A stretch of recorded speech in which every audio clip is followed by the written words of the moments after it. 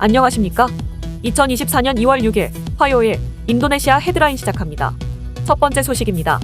인도네시아 통계청에 따르면 인도네시아 경제가 지난해 5.05% 성장하며 2년 연속 5%대 성장률을 유지했습니다. 이는 2022년의 5.31% 성장률보다는 다소 둔화된 수치지만 꾸준한 성장세를 이어가고 있다는 점에서 의미가 있습니다. 이 같은 성장세는 주요 원자재 가격 하락과 글로벌 성장 약화에도 불구하고 가계복지와 관련된 비영리 서비스 지출이 9.83% 증가한 덕분입니다. 그러나 수출 분야에서는 지난해 1.32% 성장하는 데 그쳐 약간의 부진을 겪었습니다. 인도네시아 정부는 올해에도 5%대 성장률을 유지할 것으로 전망되며 대선과 총선이 끝나면서 정치적 불확실성이 해소되고 민간 투자가 회복될 것으로 예상하였습니다. 국제통화기금 IMF도 올해 인도네시아의 경제 성장률이 5.0%에 이를 것으로 전망하였습니다. 이에 대해 DBS 은행의 이코노미스트는 올해 성장률이 5%에 이를 것으로 전망하며 선거가 소비와 투자에 긍정적인 영향을 미치겠지만 주요 무역 상대들의 성장 둔화로 수출에서는 어려움을 겪을 것이라고 예상했습니다. 반면 다나몬 은행의 이코노미스트는 올해 4.9% 성장을 예상하며 수출 수입 감소와 함께 가계 소비가 계속 둔화할 것으로 예상되며 공공투자도 위축될 수 있어 5% 성장이 어려울 수 있다고 예상했습니다. 다음 소식입니다. 인도네시아의 경제협력개발기구 OECD 가입이 이스라엘의 이의제기로 인해 불투명해졌습니다. OECD의 결정은 회원국 만장일치에 의해 이루어지기 때문에 이스라엘의 반대가 있을 경우 인도네시아의 가입 절차는 시작되지 않습니다. 이스라엘은 자국과 인도네시아 간의 국교 부재와 중동 정세를 이유로 이의를 제기하였습니다. 참고로 OECD는 세계 최대 싱크탱크로 불리며 세제 등 국제규정에 큰 영향력을 가지고 있습니다. 현재 OECD에는 한국, 호주, 일본, 북미, 유럽, 중남미 등 38개국이 가입되어 있습니다. 조코이 대통령은 2019년 연임 성공 후 OECD 가입을 목표로 하겠다는 방침을 공식적으로 결정하였습니다.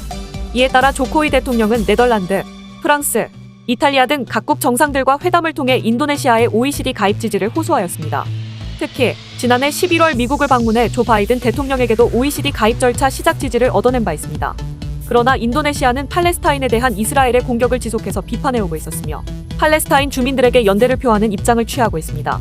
또한 이스라엘과 국교도 없으며 지난 20세 이하 월드컵도 이스라엘 대표팀 방문 반대로 인해 개최권을 박탈당한 바 있습니다. 이로 인해 이스라엘은 인도네시아에 부정적인 입장을 취하고 있습니다. 다음 소식입니다. 인도네시아 대선이 다가오는 가운데 주요 대학들에서 인도네시아 민주주의 질서가 침해되고 있다는 비판이 이어지고 있습니다. 국립 인도네시아 대학과 국립 가자마다 대학 교수들은 조코이 대통령이 중립을 지키지 않고 대선에 개입하고 있다며 비판의 목소리를 높였습니다.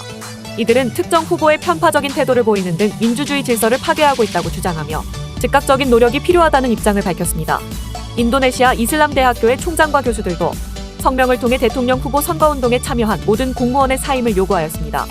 참고로 조코이 대통령은 여전히 70%대의 높은 지지율을 얻고 있지만 학계나 정치계, 언론은 그가 이번 대선을 앞두고 정치적 유산을 이어가기 위해 민주주의 질서를 파괴하고 있다고 비판하고 있습니다.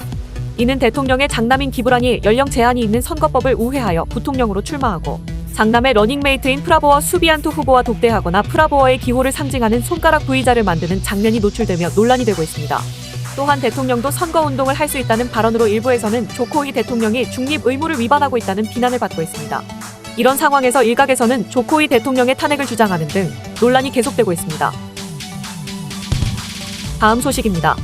한국항공우주산업에서 근무하던 인도네시아 기술자가 KF-21 자료 유출 시도로 적발된 사건에도 불구하고 인도네시아 국방부는 한국과의 협력을 계속하겠다는 입장을 밝혔습니다.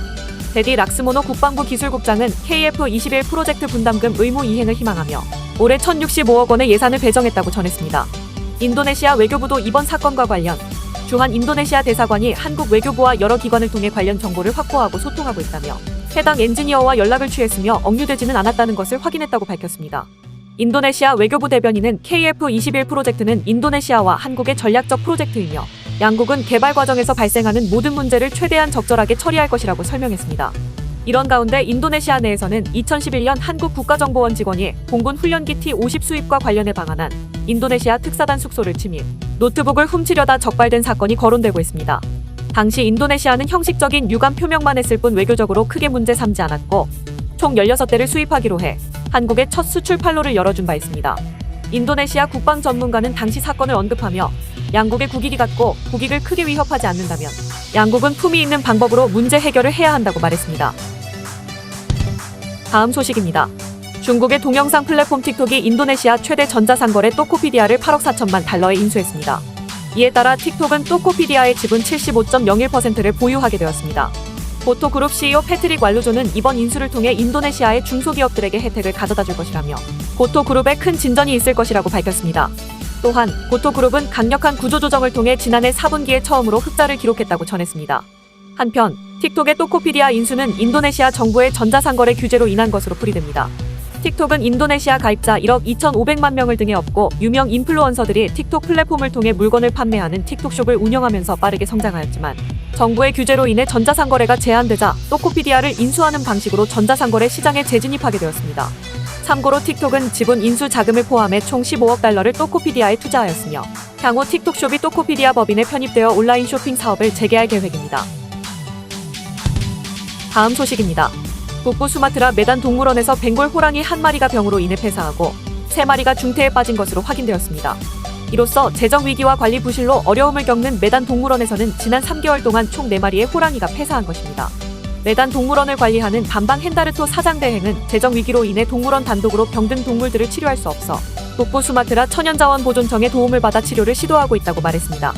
현재 동물원에는 총 116마리의 동물이 사육되고 있으며 동물들의 먹이는 인도네시아 동물원 협회의 도움에 의존하고 있다고 밝혔습니다. 참고로 동물원의 월간 입장권 판매 수입은 5천만 루피아에 불과하며 동물 사료비와 운영비로 매달 약 2억 루피아의 비용이 발생합니다. 특히 동물원은 정상 영업을 하고 있지만 방문객이 거의 없고 꼭 방문을 하더라도 동물들의 상태가 열악해 실망감을 표현하며 재방문율이 떨어지고 있는 상황입니다.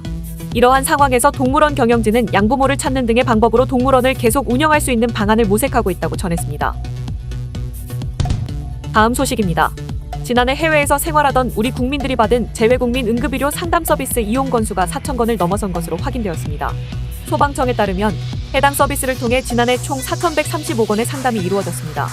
해당 서비스는 해외에서 생활하거나 여행 중인 우리 국민이 질병이나 상처 발생 시 응급의료 상담을 제공하는 것으로 카카오톡, 라인, 이메일, 119 안전신고센터 홈페이지, 유선전화 등을 통해 24시간 상담이 가능합니다. 2018년 운영을 시작한 이후로 매년 사용 건수가 증가하고 있으며 최근 3년간 이용 건수는 2021년 2,576건, 2022년 3,811건, 2023년 4,135건으로 확인되었습니다. 서비스 이용자 중 가장 많은 연령대는 해외 체류가 많은 20에서 40대로 이용 매체는 카카오톡이 가장 많았습니다.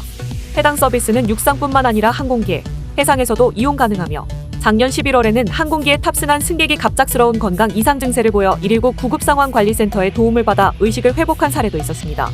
남아영 소방청장은 국민 누구나 언제 어디서든 양질의 응급의료 상담 서비스를 받을 수 있도록 다양한 채널을 구축하고 서비스 제공 방식을 다각화하고 있으며 재외국민뿐만 아니라 국내 거주 외국인에 대해서도 안전사각지대가 발생하지 않도록 최선을 다하겠다고 밝혔습니다.